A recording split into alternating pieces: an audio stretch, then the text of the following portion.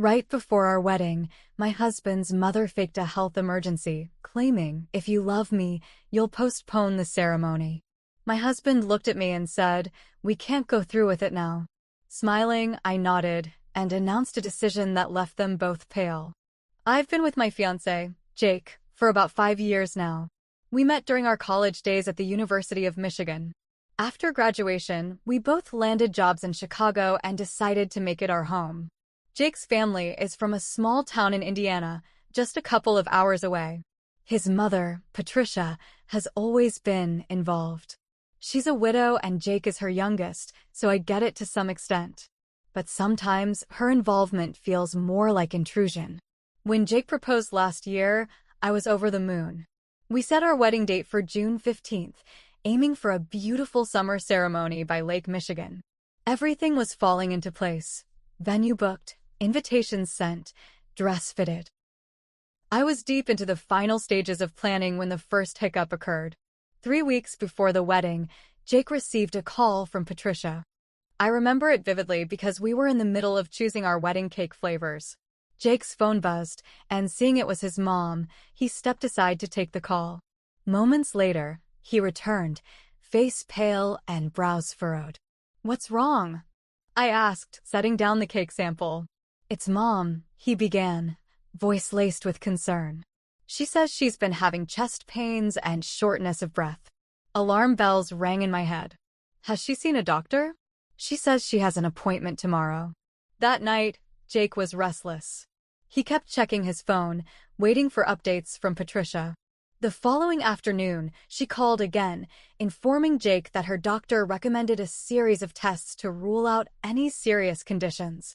She sounded scared, emphasizing how much she needed Jake by her side during this time. Jake was torn. "I think we should postpone the wedding," he said, pacing our living room. "Mom needs me right now." I understood his concern. Family is important. But postponing a wedding 3 weeks out? The logistics were nightmarish. Deposits, vendors, guests who had already made travel arrangements. It wasn't a simple decision. "How about this?" I suggested. "You go to Indiana and be with your mom. I'll handle things here. We can proceed as planned, and you can be there for her leading up to the wedding." Jake nodded, seemingly appeased by the compromise. A few days later, I decided to call Patricia directly. I wanted to check on her, offer support, and perhaps get a clearer picture of her health situation. "Hi Patricia, it's me," I began. "How are you feeling?" "Oh, dear," she sighed. "It's been tough. The doctors are running so many tests. I'm just overwhelmed." "I'm so sorry to hear that. Is there anything I can do?" "Just take care of Jake. He worries so much." Our conversation was brief, but something felt off. Later that day, while scrolling through social media, I noticed Patricia had posted photos from a garden party she attended the previous evening. She looked radiant, laughing and enjoying herself. Confused, I decided to dig a little deeper. I reached out to a mutual acquaintance in Patricia's town, subtly inquiring about her health. The response I received was unexpected. "Oh, Patricia? She's been out and about, attending events and hosting gatherings. Haven't heard anything about health issues." My heart sank. Was she exaggerating her condition? That evening, I confronted Jake. "Jake, I need to talk to you about your mom." He looked up from his laptop, concern evident. "What about her?" I took a deep breath. "I spoke to her today. She mentioned feeling overwhelmed with tests and health issues. But then I saw photos of her at a party last night. She seemed fine. I also heard from someone in her town that she's been active and social." Jake's face hardened. "Are you suggesting she's lying?" "I'm saying something doesn't add up." He ran a hand through his hair, frustration evident. "I can't believe she'd do that." "I think we need to address this head-on," I said gently. The next day, Jake called his mom and asked pointed questions about her health. Initially, she was defensive, but eventually, she admitted that she might have overstated her symptoms. She confessed that she felt uneasy about the wedding and feared losing her close bond with Jake. Jake was hurt. "Mom, you could have just talked to us. Faking a health scare isn't the way." "I'm sorry," she whispered. I just, I don't want things to change. With the truth out, Jake and I decided to proceed with our wedding as planned. Patricia apologized, and while trust needed rebuilding, we chose to move forward with understanding. On June 15th, under the clear Chicago sky, Jake and I exchanged vows. Patricia was there, supportive and smiling, perhaps realizing that while dynamics shift, love remains. This experience taught us the importance of communication and the complexities of familial relationships. As we danced that night, I felt a renewed sense of partnership with Jake, knowing we'd face future challenges together, head-on. Jake and I had planned a short honeymoon in Aspen. Nothing too crazy, just a week in the mountains to breathe after all the chaos. 2 days before we were set to leave, Patricia called Jake again. Crying this time. Full-on sobbing. "Jake, please," she said. "I don't feel safe being alone. What if something really happens this time?" Jake looked at me, eyes heavy with guilt. "She's scared again." I didn't say anything right away. I just stared at the walls, counting every time she managed to wedge herself back between us. Then Jake said it. "I think we should postpone the honeymoon." I lost it. "Are you serious? After everything? You believe this is real again?" She sounded different this time, he replied. "I wasn't trying to be heartless. I'm not cold." But it didn't feel like we were starting a marriage. It felt like I was constantly fighting for a place beside my own husband. We didn't go to Aspen. He stayed home. I went in my sister's apartment in Milwaukee for a few days. Needed air. Needed quiet. He called me every night. Said he missed me. Said he was sorry. When I returned, things fell off. Jake was quieter. Distracted. Always texting. His phone never left his side, not even during dinner. I asked if everything was okay. He'd nod and give me some vague answer. Then one night, he was in the shower. His phone lit up on the nightstand. It buzzed over and over. I didn't mean to snoop, but the name on the screen wasn't one I recognized. "Sasha." I opened the message. Just one line. "You were amazing the other night. I can't stop thinking about you." My stomach dropped. I couldn't even move. Just stared at the words, frozen. When he came out of the shower, towel wrapped around his waist, I held up his phone. "What is this?" He looked confused at first. Then he saw the screen. His face went blank. Then he sat down on the edge of the bed and rubbed his face with his hands. "It's not what it looks like." I almost laughed. "Oh, really? Because it looks like you slept with someone else." He didn't deny it. Not even once. Turns out, Sasha was someone he met during one of his stress breaks while dealing with Patricia's drama. He claimed it was just one night, that it was a mistake, that it didn't mean anything. I asked when it happened. He said, right after we got back from our wedding. So, not just after the wedding. Not before. Right after. I asked if Patricia knew. He hesitated. Then nodded. Apparently, Patricia met Sasha once when she visited Jake's office. She even encouraged their friendship. Thought it was nice for him to have someone who didn't push too hard. She knew. She knew he was cheating and said nothing. I didn't yell. I didn't throw anything. I packed a bag and left.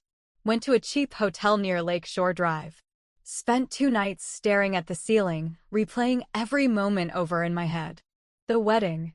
The postponed honeymoon. Patricia crying wolf. Him sleeping with Sasha. And now I had a choice to make. I didn't want revenge right away. I wanted the truth. I wanted to know how deep the betrayal went. So I started digging. I got Sasha's last name through a mutual friend. I found her social media. She was posting photos at Jake's office. Even tagged him in one with a heart emoji. Bold. I printed everything. Every post. Every text I could find. And then I messaged Sasha. I didn't yell. I didn't curse. I said, "Hey Sasha. I'm Jake's wife. I know everything. But I want to meet. 1 hour. Public place. No drama." She actually agreed. We met at a cafe near the Art Institute. She wore sunglasses like this was some celebrity affair. She sat down, looking nervous. "I didn't know he was married," she said first. I didn't respond. I just slid a photo across the table. Our wedding photo. She stared at it. I swear he told me you two broke things off, she whispered. Then I asked the one thing I'd been afraid to ask. Is this still going on? She didn't answer with words. She just looked down. That was enough. So now I knew. Sasha had no idea he was married, at least, not at first. But the silence, the shame in her eyes, that told me everything. It was still happening. I'm not here to beg, I told her. I'm not even mad at you. She looked up, surprised. I'm just trying to understand how far this went, I continued. She finally spoke. I didn't want to fall for him. I swear. But he said you were cold, that you left all the time, that you didn't support him. That hit me like a brick. Not because I believed it, but because he actually said that. He painted me like the villain after everything his mother put us through, after I stood by him, after I married him despite the chaos. I asked her how long it had been going on. About 2 months, she said. That meant before the wedding. While we were finalizing seating charts, Jake was sneaking around with Sasha. I didn't tell her off. I thanked her for her honesty and left. I didn't go back to the hotel. I went home. Walked into the apartment like I hadn't just found out my life was a lie. Jake was sitting on the couch, acting like everything was normal. I talked to Sasha, I said. He stood up fast, like someone hit a buzzer under his feet. What? Why would you? She told me everything. He froze. You cheated before the wedding, I said quietly. You lied to me. Lied to everyone. And your mother helped you cover it up. No, that's not, he started, but I cut him off. She met her. You didn't even deny it. What kind of man needs his mommy to help hide an affair? He didn't say anything. Just stared at the floor. I packed the rest of my stuff. Left him standing there, pathetic and quiet. But this wasn't going to end with me just walking away. Oh no. I decided to file for separation the next day. But I didn't tell him. I needed time. Space. Strategy. And then, one more twist. As I went through our shared bank account to prepare my documents, I noticed something weird. Multiple charges in Indiana. Spas. Jewelry stores. Hotel stays. These weren't small purchases. Thousands of dollars. All around the time Patricia was supposedly sick. I called one of the hotels. Hi, can I confirm if a Jake, last name, stayed there recently? Yes, he checked in with another guest last month. With Sasha. Pause. No, the guest's name was Patricia. I was stunned. Jake and his mother stayed in a hotel together? While she was faking chest pains? I drove back to Indiana. Straight to that hotel. Talked to a concierge. Got friendly. Slipped him a 50. She acted like she owned the place, he said. Spa every day. Room service like clockwork. Even had some guy come visit her, Jake, I think. But not always him. Sometimes another younger man. Wait, another man? Did you catch a name? The concierge checked. Yeah, Devin something. I didn't know a Devin. But Patricia sure as hell never mentioned one. Back in the car, I sat for 10 minutes just staring through the windshield. This was deeper than just an affair. Jake and his mother had been working me. Maybe financially. Maybe emotionally. Maybe both. I confronted Patricia next. Went to her front porch in Indiana, rang the bell. She looked surprised, but only for a second. Sweetheart, you shouldn't be here. Jake's not home. I didn't come for Jake, I said. I laid it all out. The hotel. The charges. Sasha. Devin. That's when I saw something new in her face, not guilt. Not shame. Fear. She tried to wave it off. You're reading too much into it. Devin's a friend. He's just helping me with some estate stuff. Estate stuff you paid for with our joint account? Silence. Then, for the first time, Patricia snapped. You always made Jake feel small. Like he had to choose between us. I blinked. So you pushed him to cheat? Lied about your health? Took money from our account. Her mouth twisted into a smirk. You wouldn't understand. You were never family. Right then, I knew. This wasn't just a clingy mother-in-law. This was planned. They never intended for me to last. Patricia saw me as competition. And Jake? He was either too weak to stand up to her, or he was in on it the whole time. I walked away that day with only one goal left. I wasn't just going to leave. I was going to destroy the illusion of their perfect little lie. And if I had to expose every dirty detail to do it, so be it. When I left Patricia's house that day, my hands were shaking. Not from fear or rage. They played me. Humiliated me. Lied to everyone. I gave everything to that marriage, and they turned it into a joke. I could have walked away. Could have just filed for divorce, let karma do its thing. But no. I wanted to make sure karma showed up with a wrecking ball. First, I needed legal help. I found a no-nonsense divorce attorney in Chicago named Ms. Reyes. She was tough, straight-talking, and as soon as I told her what happened, she leaned in like she was invested. "You want blood or just freedom?" she asked. "Both." We dug deep. I gave her every document I found: bank records, receipts, texts, social media screenshots. We built a full timeline, from Patricia's fake health scare, to Jake's affair, to the shared account misuse.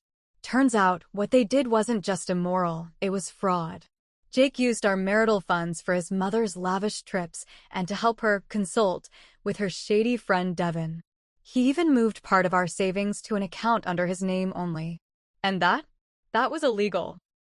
I created a Google Drive with all the files, every receipt, every message from Sasha, even the voice memos Jake left crying after I left him. Then I sent a link. To Jake's boss. To Patricia's church group. To Sasha. To Jake's college alumni newsletter inbox, where he bragged about our wedding last month. And because Jake worked in public relations, I forwarded the whole file, anonymously, to one of his company's biggest clients. They dropped him within 48 hours.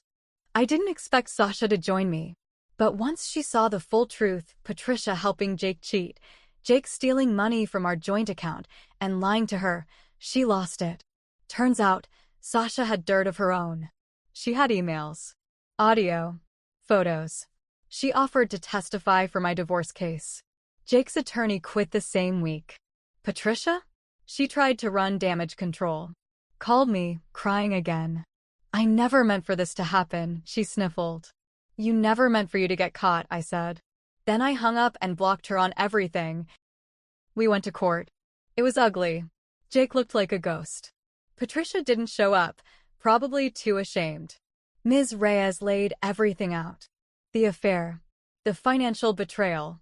The lies. Jake didn't fight. He just sat there, head down. The judge granted the divorce immediately.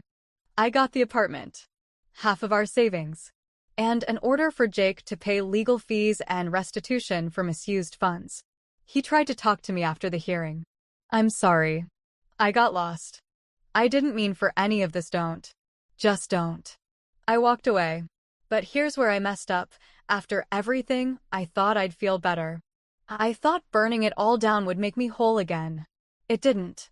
I'd spent so long hating them, fighting them, I forgot to heal myself. I pushed away friends who tried to help. I stopped trusting people. And worst of all, I started believing maybe I wasn't enough. That I had made him cheat. That if I were softer, kinder, more forgiving. But that was the final lie they fed me. I'm still rebuilding. New apartment. New job. New therapist. No contact with Jake or Patricia.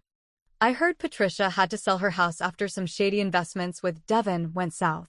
Apparently, he ghosted her after draining her savings. Jake?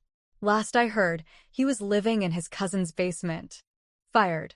Reputation ruined. Still blaming everyone but himself. And me? I'm not perfect. I let love blind me. I ignored red flags. I tried too hard to keep a relationship alive that was already dead inside. That's on me. But now I sleep peacefully.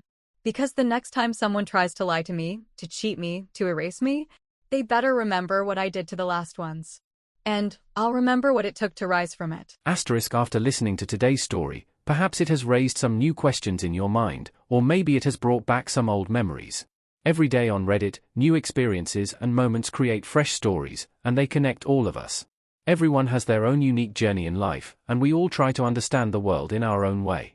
These kinds of moments remind us that we are all human, sometimes happy, sometimes sad, and always learning something new. If you enjoyed this story, feel free to share it with your friends. Your thoughts and feedback are always valuable to us, as they motivate us to create even better content. Every story has its own unique angle, and our goal is to understand everyone's perspective and make our content diverse and relatable. Stories like these help us realize that life's journey is different for everyone, and by hearing other stories, we learn something new. You can also share your own stories with us. Your experiences are valuable to us as well, and if you enjoyed this video, please leave your feedback. We aim to create content that brightens your mind and gives you new ideas every time. If you've already seen this video before, your feedback is still important. With every piece of feedback, we can improve our content and bring a new perspective to our viewers. Today, what we saw was just a small part of the many stories shared on Reddit and across the world. It's a reminder of how we all try to understand life by sharing our experiences with each other. This video was only an example of how we try to connect with others through storytelling, learning about different sides of life. We hope to continue sharing such stories that help us all learn and grow together. Thank you for your time, and don't forget to keep an eye out for more stories coming soon. If you haven't already, please like and follow for more amazing content. Your support keeps us going, and we will strive to bring you more thought-provoking and heartwarming stories. Until next time, take care and stay curious. **